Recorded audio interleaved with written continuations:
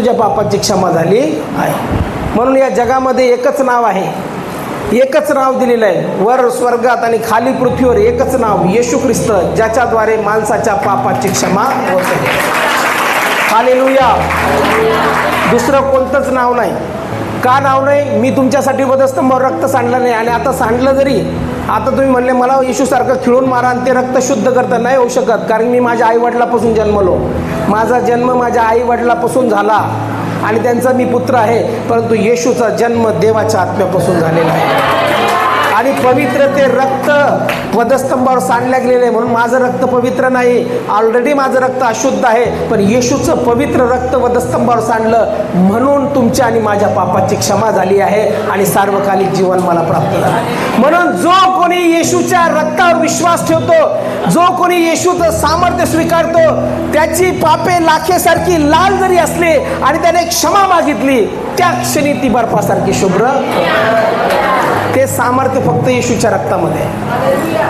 मग का तुम्ही म्हणाल तर तेच, कारण की त्याचा जन्म पूर्णतः पवित्र आहे. येशू पवित्र आत्म्याच्या सामर्थ्याखाली आहे आणि येशू माणसापासून जन्मला नाही तर देवापासून जन्मलेला आहे आणि तो आत्म्याच्या सामर्थ्याने भरलेला आहे. आणि त्याचं जीवन जे होतं पूर्ण आयुष्यभर त्याने पवित्र जीवन जगला आणि तो वधस्तंभावरती मानव जातीसाठी मरण पावला. म्हणून जो कोणी त्याच्यावर विश्वास ठेवतो त्याचं विश्वासाने तारण होतं. म्हणून आम्हाला भाकरीची गरज आहे आणि देवाच्या आत्म्याची पण गरज आहे.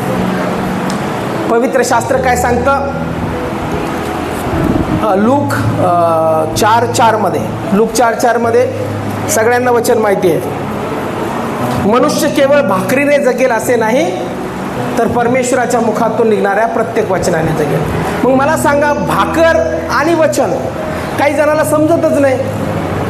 काही जण इथं मला म्हणतील, पाळक साहेब असं कसं बोलता तुम्ही? भाकरीने तर माणूस जगतो, जर भाकरच खाल्ली नाही तर मी जगल कसा? मी मरून जाईल. 3 दिवस जर पाणी सोडलं, 3 दिवस जर मी अन्न सोडलं तर 3 दिवसानंतर 4थ्या दिवशी माझा मृत्यू होईल. पण येशू जे बोलत आहे ते हे बोलत आहे की भाकर ही शरीरासाठी आवश्यक आहे. जोपर्यंत मी जगतो तोपर्यंत ही भाकर आहे, परंतु मेल्यानंतर भाकर आहे का? तुम्ही गबरेवर जाऊन म्हणता का चला चला उठा उठा, आता थोडा टिफिन आणलाय मी, थोडं खाऊन घ्या, असं करता का? तसं करू नका. काही जण करतात तसं. एक प्रेतक्रिया मी करत होतो, प्रेतक्रिया झाली आणि प्रेतक्रिया झाल्यानंतर मला माहिती नाही, मी वळालो पाठीमागं आणि मी चाललो होतो. त्यावेळेस माझ्या एका मुलांनी बघितलं की त्यांनी जाऊन तिथं दारूची बॉटल त्या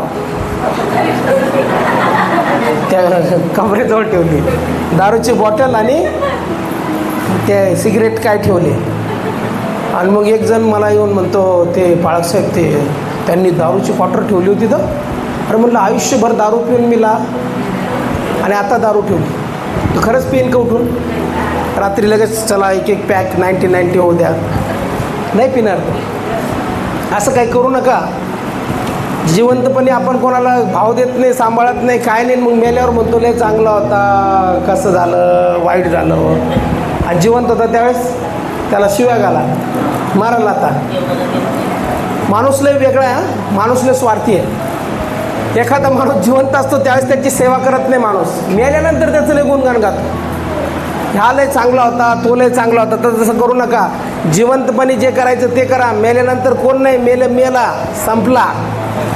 मेल्यानंतर त्याचा आत्मा जातो देवाकडे निघून, शरीर तिथं झोपलेलं आहे. आणि ज्यावेळेस येशू येईल त्यावेळेस त्याचं उठणं होईल आणि मग न्याय होणार आहे. म्हणून जे काय आहे ते जिवंतपणी आहे. जर तुमच्या घरात तुमची आई असेल तिची चांगली काळजी घ्या, तिला जीव लावा. वडील असतील काळजी घ्या, जीव लावा. लेकरं असतील त्यांची काळजी घ्या, जीव लावा. आत्ताच जे करायचं ते करा, नाही तर नंतर म्हणता आता कसं करायचं, काय नाही. नंतर तुम्ही मग काही नेऊन ठेवा, काही होत नाही. म्हणून असं काही ठेवायचं नाही. एकदा माणूस मेला संपला. एकदाच जगणं, एकदाच मरणं आणि एकदाच न्यायसनासमोर जाणं, असं पवित्र शास्त्र सांगतं. म्हणून आत्म्याचं सामर्थ्य वेगळं. आत्मा उठत नाही, किंवा आत्मा जो आहे तो सामर्थ्यामध्ये चालतो. तर मनुष्य केवळ भाकरीने जगेल म्हणजे शरीर जोपर्यंत मी जिवंत आहे तोपर्यंत माझ्या शरीराला भाकर आवश्यक आहे. परंतु ज्यावेळेस माझा मृत्यू होईल त्यावेळेस मला भाकरी खाऊ घातल्या तरी मी खाणार नाही, कारण की शरीर संपलं. म्हणून पवित्र शास्त्र सांगतं की मनुष्य केवळ भाकरीने जगणार नाही, कारण की मनुष्यामध्ये आत्मा वस्ती करतो. जो आत्मा प्राण्यांमध्ये नाही, पक्ष्यांमध्ये नाही, तो फक्त देवाने तुम्हाला दिलेला आहे, मला दिलेला आहे. म्हणून माझ्यामध्ये आत्मा वस्ती करतो आणि त्या आत्म्याचं खाद्य आहे देवाचं वचन. म्हणून मनुष्य केवळ भाकरीने जगेल असे नाही, तर परमेश्वराच्या मुखातून निघणारा वचन, ज्यावेळेस परमेश्वराचा शब्द येतो त्यावेळेस माझ्या आत्म्याला तो प्रेरणा देतो, माझ्या आत्म्याचं तारण होतं आणि माझा आत्मा सार्वकालिक जीवनात प्रवेश करतो. म्हणून म्हटलेले आहे की मनुष्य केवळ भाकरीने जगेल असे नाही, परमेश्वराच्या मुखातून निघणाऱ्या प्रत्येक वचनाने. तुम्ही कोणीच इथं 200 वर्ष जगणार नाही. लय चिंता करतो आपण, याचं कसं होईल त्याचं कसं होईल, कोणाचं काय होत नाही. आपण आलो, देवाचं गौरव करा. जोपर्यंत जगताय चांगले जगा, आनंदाने जगा, प्रार्थना करा, देवाच्या सानिध्यात वेळ घालवा, देवाची सुवार्ता पसरवा आणि नंतर आपल्याला परत जायचं आहे. म्हणून जोपर्यंत आपण जिवंत आहोत, परमेश्वराने आम्हाला एका उद्देशाने ठेवलेलं आहे. म्हणून आम्ही उद्देशाने जीवन जगत असताना परमेश्वराच्या सामर्थ्यामध्ये राहिलं पाहिजे. म्हणून मनुष्य भाकरीने जगेल म्हणजे शरीर जगेल, परंतु आत्मा जो आहे त्याच्यासाठी वचन आवश्यक आहे. आणि ते वचन जोपर्यंत समजत नाही तोपर्यंत आपल्याला काही कळत नाही. आत्म्यामध्ये वचन समजलं पाहिजे, शरीरामध्ये नाही. बऱ्याचशा वेळेस बरेचसे लोक आयुष्य ख्रिस्ती म्हणून घालतात. ख्रिस्ती म्हणणारा प्रत्येक ख्रिस्ती नसतो. हा, माझ्या घरी माझ्या बाजूलाही शेजारी ख्रिस्ती राहतात, पण रोज पोटभर दारू पितात. ते ख्रिस्ती आहे का? ते नावाला नाव ख्रिस्ती. ख्रिस्त नावाचा अर्थ माहिती आहे तुम्हाला? ख्रिस्त म्हणजे अनॉइंटेड वन, अभिषिक्त, ज्याच्यावर अभिषेक, ज्याच्यावर देवाच्या आत्म्याचं सामर्थ्य, तो ख्रिस्ती. आणि ते पण ख्रिस्ती म्हणजे धर्मबिर्म नाही. ख्रिस्ती म्हणजे येशू. कोणते की तू येशूनं कुठंच लिहिलं नाही की मी ख्रिस्ती धर्माचा संस्थापक आहे. येशू मानवाची भेट देवाबरोबर करण्यासाठी आला, समेट करण्यासाठी आला. म्हणून येशू देवाचा पुत्र आहे आणि तो समेट करण्यासाठी आला. ख्रिस्त आडनाव नाही. ख्रिस्त म्हणजे अभिषेक, म्हणजे ज्या व्यक्तीवर, ज्या बहिणीवर किंवा ज्या भावावर अभिषेक आहे तो ख्रिस्ती. माझ्यावर अभिषेकच नाही, मी एक सामान्य माणूस आहे, जगतो, रडतो, काय होत नाही, त्रासात आहे, काही बदलत नाही, मी अभिषिक्त नाही. अभिषिक्त रडत नाही. अभिषिक्त म्हणतो माझा देव माझ्याबरोबर आहे, जे होईल ते होईल, येशू रक्त जे माझा, येशू सगळं काय व्यवस्थित, त्रासात जात नाही तो, कारण की पवित्र आत्म्याचं सामर्थ्य त्याच्याबरोबर आहे. म्हणून जो आत्मा, जो देवाने दिलेला आहे, तो आत्मा ज्यावेळेस आमच्या शरीरात वस्ती करतो त्यावेळेस त्या आत्म्याचं सामर्थ्य प्रकट होतं. कारण की पवित्र शास्त्र आम्हाला सांगतं, येशू जो म्हणतो की देवाचा आत्मा माझ्यावर आलेला आहे, म्हणजे अभिषेक झाला आहे त्याला आत्म्याचा. आणि तोच अभिषेक ज्यावेळेस आमच्या जीवनाला होतो त्यावेळेस आमचं जीवन बदलून जातं. म्हणजे ज्यावेळेस आम्ही परमेश्वराकडे मागणी करतो पवित्र आत्म्याची, त्यावेळेस तो पवित्र आत्मा आमच्यावर येतो आणि देवाचं आत्म्याचं सामर्थ्य आमच्या शरीरामध्ये पण राहतं. म्हणून दैहिक स्वभावाला त्या गोष्टी कळणार नाही. पहिले करिंथ्याचा 2 अध्याय 14 वचन. पहिले करिंथ्याचा 2 अध्याय 14 वचन वाचा कोणीतरी.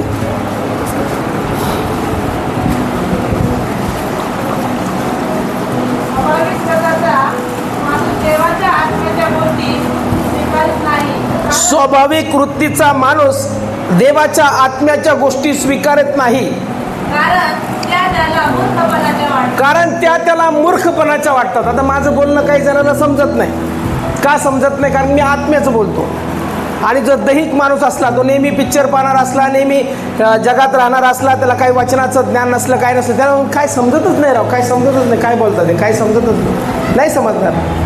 कारण की दैहिक व्यक्ती जो देहामध्ये राहतो, जो 24 तास देहाचं चिंतन करतो, जो देहाच्या गोष्टी करतो, त्याला आत्म्याच्या गोष्टी लवकर समजत नाही.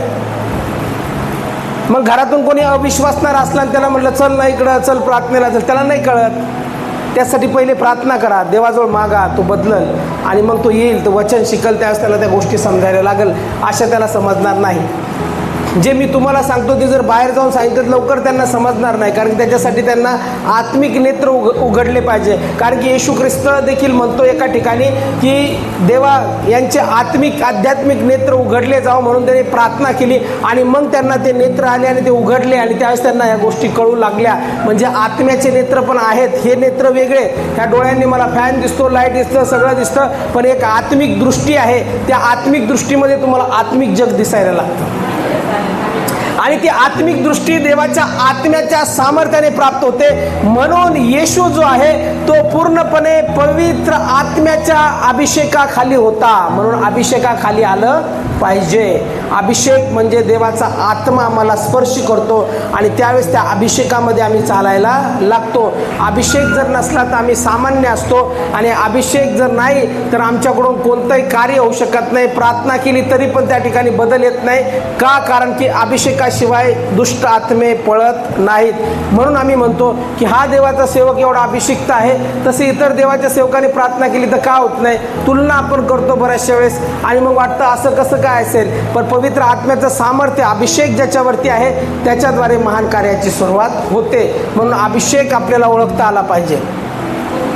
लूक ऋषी वर्तमान याचा 4 अध्याय 38-41 वचनामध्ये काय म्हणलेलं आहे. लूक 4 अध्याय 38-41 वचन. लूक ऋषी वर्तमान याचा 4 अध्याय आणि 38-41.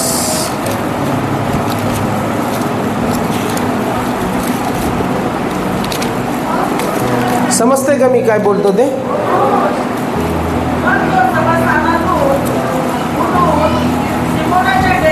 मग तो सभास्थानातून उठून शिमोनाच्या घरी गेला. शिमोनाची सासू कडक ताप्याने पडली होती.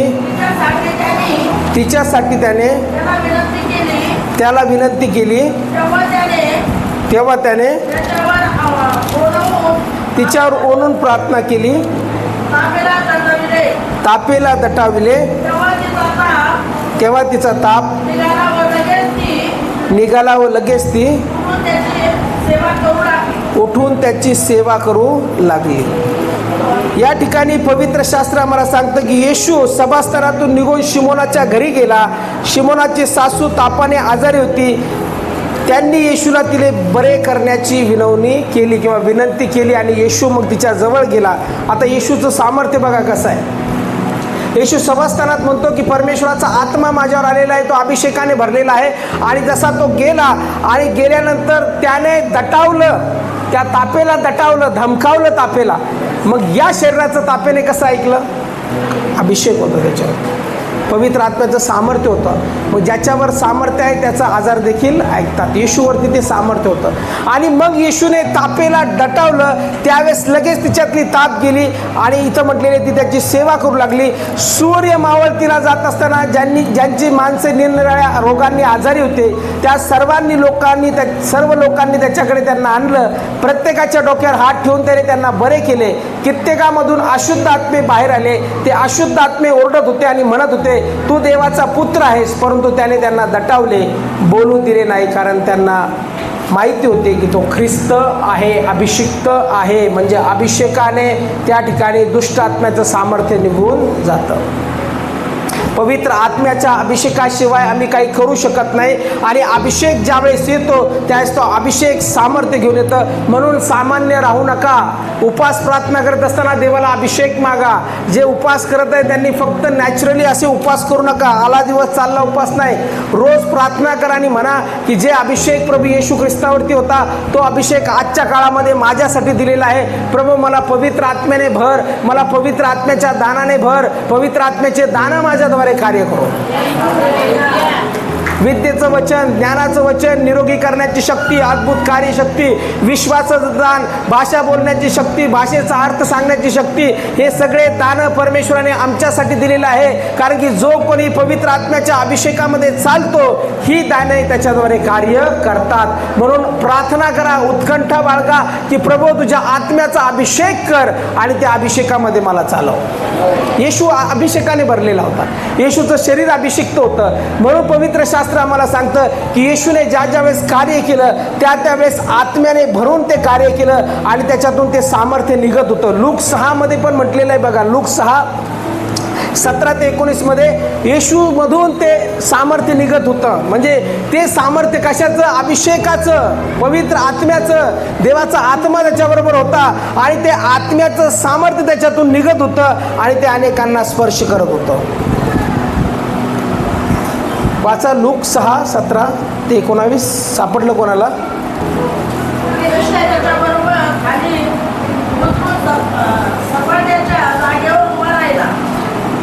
आणि त्याच्या शिष्टाचा मोठा समुदाय आणि सर्व यहुदिया व यरूशलेम येथून व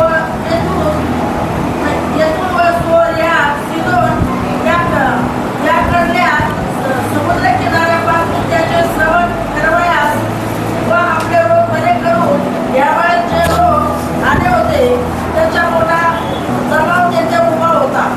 तेव्हा ते अशुद्ध आत्म्याने पिडलेले होते त्याने बरे केले.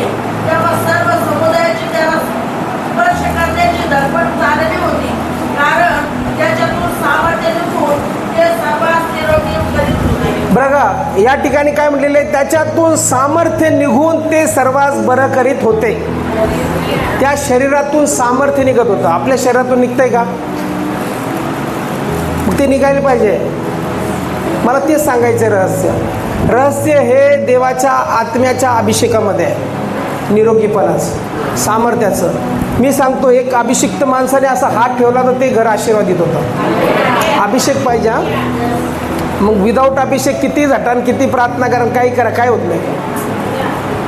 डिफरन्स, फरक जाणायचा. अभिषिक्त आणि अभिषिक्त नसणारा. अभिषेकच नाही, जगामध्ये राहतो, जगातल्या गोष्टी करतो, सगळ्या करतो आणि मग प्रार्थना करतो. मी सामान्य आहे. मी सामान्य कसा? मी बुद्धीवर अवलंबून आहे, मी ज्ञानावर अवलंबून आहे, मी खूप शिकलेला आहे, मला खूप ज्ञान आहे. मग तसंच शास्त्री पुरुष होते. शास्त्री पुरुषाला ज्ञान पुष्कळ होतं, त्याने धर्मशास्त्राचे कडकडीत पंडित होते, पण येशू समोर त्यांना बोलताच येत नव्हतं. येशूचं ज्ञान पवित्र आत्म्याचं, देवापासून आलेलं, आणि यांचं ज्ञान पुस्तकी ज्ञान. काही जण म्हणतात मला पूर्ण बायबल पाठ आहे, मी उत्पत्तीत ते रेव्हेलेशन मी सांगतो, हे इथं लिहिलेलं आहे, ते तिथं लिहिलेलं आहे. पण संध्याकाळी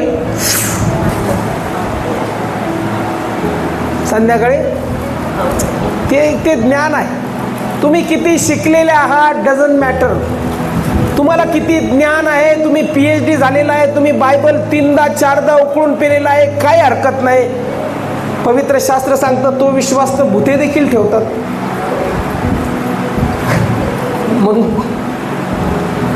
मग भूते विश्वासणारे झाले का? भूतांना पण माहिती आहे सगळं शास्त्र. दुष्ट आत्म्याला पूर्ण शास्त्र माहिती आहे, मग तो विश्वासणारा झाला का? आचरण, अभिषेक. एखादा माणूस म्हणतो मला पुष्कळ ज्ञान आहे, त्याचं जीवन पाहायचं. मी प्रार्थना करतो, थांबा पहिले त्यांचं जीवन बघा. खूप ज्ञान आहे, खूप बायबलचे वचनं सांगतात, त्याचं जीवन बघा. तो त्याच्यात फळं आहेत का आत्म्याचे? प्रीती, आनंद, शांती, सहनशीलता, ममता, चांगुलपणा, इंद्रिय दमन, या सगळ्या गोष्टी त्याच्यात आहेत का? तो जसा बोलतो तसा अभिषेकामध्ये चालतो का? त्याचं जीवन तसं आहे का? नाही तर त्याला ज्ञान भरपूर आहे. तसे शास्त्री पुरुषी पण होते, त्यांना पुष्कळ ज्ञान होतं, ते लगेच सांगायचे इथं हे लिहिलेलं आहे शास्त्रात, तिथं ते लिहिलेलं आहे. माझ्यापेक्षा आणि तुमच्यापेक्षा पण हुशार आणि शास्त्रामध्ये पंडित असणारे लोक असतील, पण त्यांच्या जीवनात ज्ञान असेल पण अभिषेक नसेल. अभिषेक ओळखा. हे काय खूप शिकलेलं नव्हतं. माशीमार कसे असतात? पेत्र, ते थोडीशी लुंगी बिंगी लावलेली असेल, मस्त जात असेल ते माशा बिशा धरायला, वास येत असेल सगळ्या कपड्याचा. माशाचा लय सुवासिक वास येतो का? सेंटेड एकदम, वा काय सेंट मारलाय माशाचा, असं म्हणतो का आपण? अशा लोकात जाऊन येशू बसायचा. म्हणजे असा पण शिष्य होता पेत्र, ज्याला म्हटलेले, जो मच्छीमार करणार होता. देवाने त्याचा मोठा उपयोग करून घेतला. एवढं काही टॅलेंटेड नव्हता, पण पवित्र आत्म्याचा अभिषेक आला आणि तो बदलला गेला. म्हणून अभिषेक ओळखता आला पाहिजे. अभिषेक जर नाही तर कार्य होत नाही. पवित्र आत्मा जर नाही तर कार्य होत नाही. पवित्र आत्म्याच्या अभिषेकाखाली येशू होता. येशू काय राजमहालामध्ये जन्मला नव्हता, एका सुताराच्या घरात जन्म झाला होता. योसेफाचा पुत्र तो होता. आणि ज्या वेळेस लहानपणी ज्याने त्याला बघितलं असेल, त्यांना विश्वासच बसला नसेल की हे येशू तो आमच्या समोर गल्लीत फिरला. हे तर सुताराचा मुलगा होता आणि हे बनवलं, हे गाडी बनवली, ही चाक बनवलं, हा येशू. आणि हा येशू देवाचा पुत्र कसं काय होऊ शकतो? ते ओळखू शकले नाही. ते शरीराला पाहत होते, पण ते अभिषेकाला पाहत नव्हते. ज्याच्यावर अभिषेक आहे तोच कार्य करू शकतो.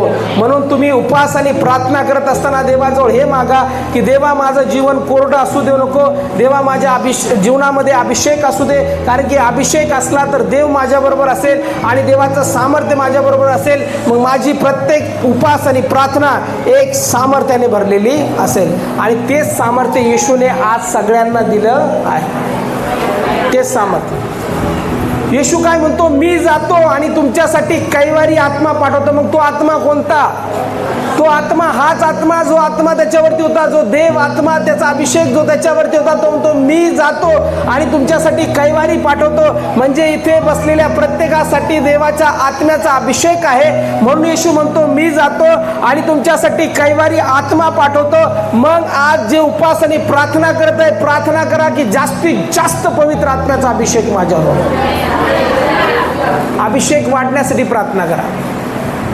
सगळ्या गोष्टी तुम्हाला प्राप्त होतील.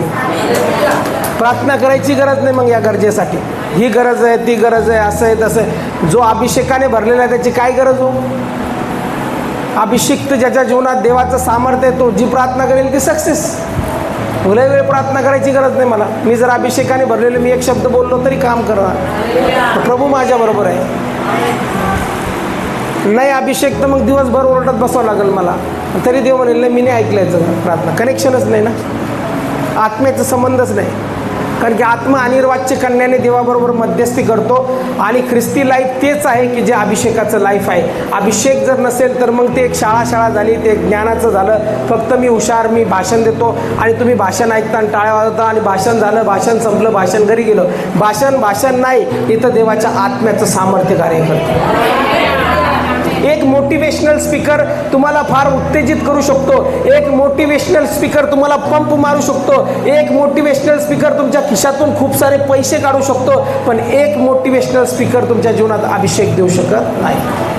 मोटिवेशन तुमच्या जीवनात 1 दिवस टिकेल, 7 दिवस टिकेल. पण मी तुम्हाला जे सांगत आहे हे कोणतं मोटिवेशन नाही, हे परमेश्वराचं वचन आहे. हे तुम्हाला जीवनभर कार्य करेल आणि जीवनानंतर देखील सार्वकालिक जीवनात प्रवेश करण्यासाठी सक्षम. मोटिवेशन नाही तर मोटिवेशन वेगळं. मोटिवेशन शरीरापासून येतं, मोटिवेशन एखाद्या टॅलेंटपासून येतं. पण मी मोटिवेशन देत नाही. मी जे देत आहे ते परमेश्वराचं वचन देत आहे. आणि ज्याला परमेश्वराचं वचन लाभतं त्याला सार्वकालिक जीवन लाभतं. फरक आहे मोटिवेशनमध्ये आणि याच्यामध्ये. एक मोटिवेशनल स्पीकरचं लाईफ चांगलं असू शकत नाही. तो बोलू शकतो टमाटमा, मग काय सांगतं, रात्री दारू पित असेल, सिगरेट ओढत असेल, त्याचं जीवन व्यभिचाराचं असेल, जारकर्म असेल त्याच्या जीवनात, खोटं बोलत असेल. फक्त मोटिवेशन ज्यावेळेस स्टेजवर येतो त्यावेळेस लोकांना मोटिवेशन देतो.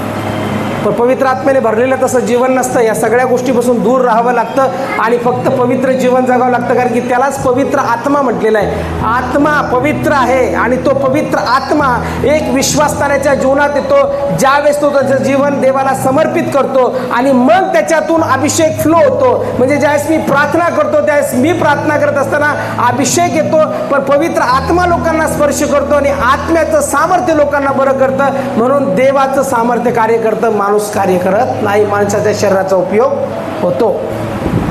प्रेषितांची कृत्याचा पहिला अध्याय 8 वचन, शेवटचं वचन वाचू आपण. प्रेषित 1:8 मध्ये काय म्हटलेलं आहे?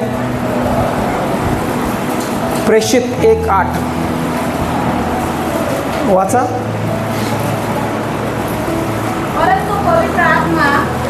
परंतु पवित्र आत्मा तुम्हावर येईल तेव्हा तुम्हाला सामर्थ्य प्राप्त होईल आणि यरूशलेमेत, सर्व यहुदियात, शम्रोनात व पृथ्वीच्या शेवटापर्यंत तुम्ही माझे साक्षी व्हाल. काय म्हटलेलं आहे? परंतु पवित्र आत्मा तुम्हावर येईल.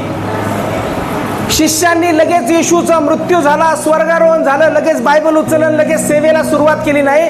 येशूने सांगितलं, जी देणगी मी तुम्हाला देऊ केलेली त्या देणगीविषयी वाट पहा, प्रार्थना करा. त्या शिष्य लोक माडीवरच्या खोलीत गेले आणि प्रार्थना करत होते. आणि मग प्रेषित 1:8 मध्ये म्हटलेलं आहे की परंतु पवित्र आत्म्याचं सामर्थ्य तुम्हावर येईल. सामर्थ्य आल्यानंतर मग ते सेवेला गेले. आपण विदाऊट सामर्थ्याच सेवेला जातो. आपल्यालाच माहीत नसतं सामर्थ्य की नाही, आपल्यालाच माहीत नसतं अभिषेक आहे की नाही.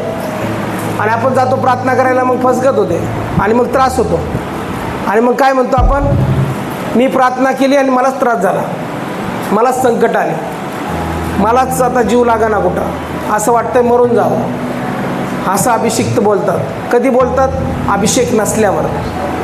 पण अभिषेक जर असला तर जे सामर्थ्य, म्हणून शिष्य लोकांनी वाट बघितली, प्रथम प्रार्थना केली, माडीवरच्या खोलीमध्ये ते गेले आणि माडीवरच्या खोलीमध्ये गेल्यानंतर प्रार्थना केल्यानंतर पवित्र आत्म्याचा अभिषेक त्यांच्यावरती आला. आणि अभिषेक आल्यानंतर ज्या वेळेस पेत्र उभा राहिला त्यावेळेस त्याने एक भाषण दिलं आणि 3000 लोकांची मन परिवर्तन. तोच पेत्र जो भित्रा होता तो पळून गेला, तोच पवित्र आत्म्याने भरला. त्यावेळेस तो म्हणतो, मला येशूसारखं सरळ टांगून मारू नका, मला उलटं टांगून मारा. हे सामर्थ्य, हे धैर्य कुठून आलं त्याच्यात? हे धैर्य फक्त पवित्र आत्म्याच्या सामर्थ्य. पूर्वी तर पळाला होता तो, येशूला सोडून पळाला होता. आता म्हणतो नाही, पळणार नाही. का? कारण की पवित्र आत्म्याचं सामर्थ्य त्याच्यावरती आलं. मग आज आम्ही उपवास आणि प्रार्थना करत असताना जर सामर्थ्य आमच्या जीवनात नाही तर अभिषेक आमच्या जीवनात नाही. पवित्र आत्मा, जो देवाचा आत्मा जो येशूवरती आला, तो अभिषेक आमच्यासाठी आहे. म्हणून प्रेषित 1:8 मध्ये स्पष्ट सांगितलेलं आहे, पवित्र आत्म्याशिवाय सेवा होत नाही किंवा कार्य होत नाही. म्हणून अभिषेक मिळवा, जास्त अभिषेकासाठी प्रार्थना करा. आणि त्यावेळेस अभिषेक तुमच्या जीवनात येईल. तो अभिषेक सर्व झूम उडेल. पवित्र शास्त्र सांगतं की अभिषेक जो येतो तो अभिषेक सर्व जू मोडतो. म्हणून अभिषिक्त सेवामध्ये ज्यावेळेस आम्ही जातो, अभिषिक्त लोकांकडून प्रार्थना करतो, अभिषेक असणाऱ्या माणसाच्या संपर्कात जातो, त्यावेळेस त्या अभिषेकाने जीवन बदलल्या जातं. अभिषेक जर नाही तर वर्षानुवर्ष आम्ही तसेच राहतो, वर्षानुवर्ष आमच्यात काही बदल होत नाही, आजार तसेच राहतात, समस्या तसेच राहतात, कारण की अभिषेक आम्हाला प्राप्त झाला नाही. परंतु येशूचं जीवन अभिषेकाने भरलेलं होतं. त्याच्यानंतर जे पण शिष्य आले त्यांनी अभिषेकाशी अभिषेक मिळावा म्हणून प्रार्थना करा. आणि ज्यावेळेस अभिषेक येईल त्या म्हणून आज आम्ही प्रार्थना करायची, परमेश्वरा अभिषेक दे. आणि त्या अभिषेक बिझनेसचं असेल का, काही अडखळणं असतील, लग्न होत नसेल कोणाचं, मुलाचं मुलीचं, किंवा आर्थिक ज्यावेळेस अभिषेक येईल आणि म्हणून यावेळेस आपण सर्वजण आपल्या पायावरती उभं राहूया आणि थोड्या वेळेसाठी प्रार्थनेमध्ये जाऊया. आपले डोळे आपण बंद करू आणि परमेश्वर